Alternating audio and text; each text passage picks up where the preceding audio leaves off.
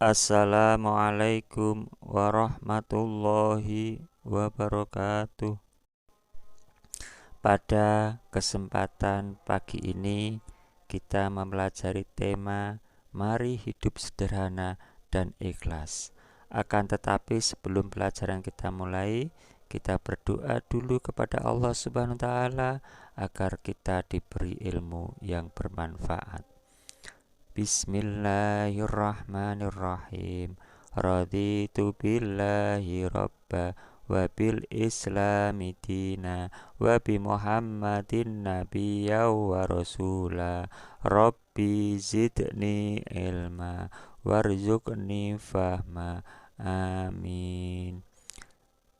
Mari kita buka materi Mari hidup sederhana dan ikhlas, di mana Allah Subhanahu wa taala telah berfirman dalam surat Al-Furqan ayat 67.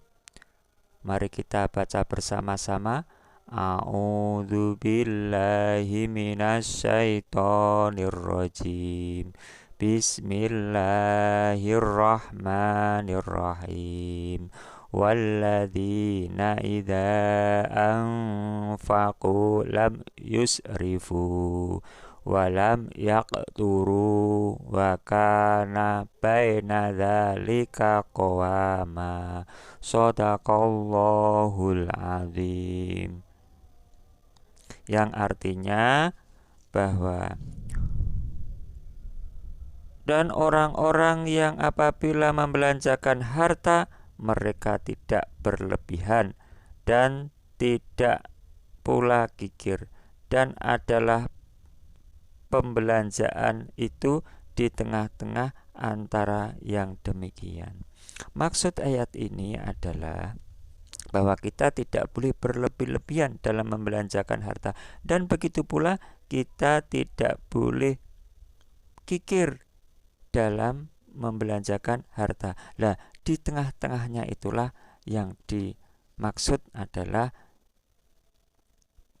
kehidupan sederhana, membelanjakan sesuatu yang sederhana. Jadi dapat kita simpulkan bahwa hidup sederhana yaitu hidup yang tidak berlebihan dan secukupnya, tidak boros, juga tidak kikir atau pelit. Hidup sederhana berbeda dengan hidup miskin dan hidup kikir.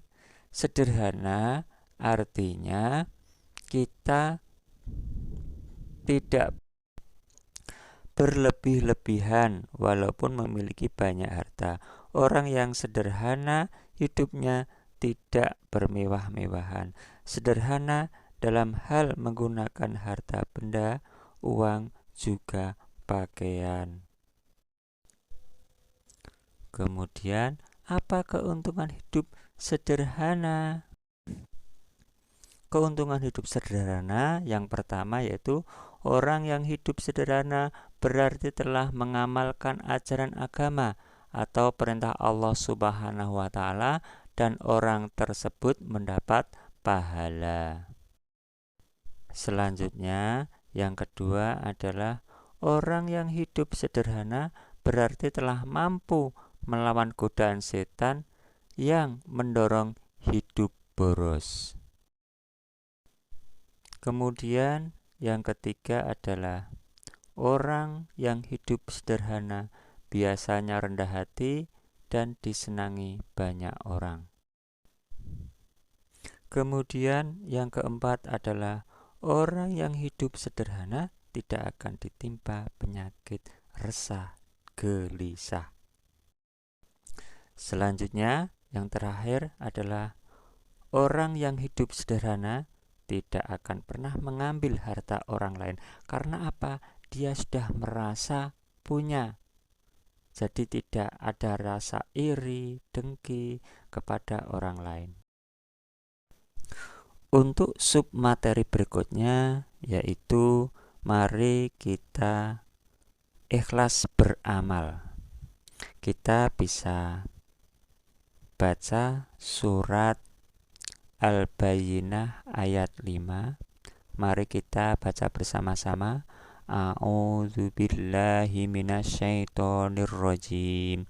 Wa ma umiru illa liya'budullaha mukhlisina lahuddina hunafa'a wa yuqimus sholata wa yu'tuz zakata wa dzalika dinul qayyimah. Shadaqallahul azim. Artinya, padahal mereka hanya diperintah menyembah Allah dengan ikhlas, menaatinya semata-mata karena menjalankan agama, dan juga agar melaksanakan sholat dan menunaikan zakat, dan yang demikian itulah agama yang lurus. Kemudian, apa ciri-ciri orang yang ikhlas? Yang pertama adalah beramal dengan sungguh-sungguh tanpa mengharapkan pujian dari manusia. Pujian bukan harapan kita meskipun ada orang yang memuji. Kemudian yang kedua adalah beramal dengan tekun dan rajin semata-mata karena tindakan itu adalah perintah Allah Subhanahu wa Ta'ala. Tentu ada yang memuji, tetapi pujian bukan tujuan. Kemudian yang ketiga, tidak memamerkan dan menceritakan amalannya kepada orang lain. Dia akan ikhlas di dalam hati dan dia tidak pamer.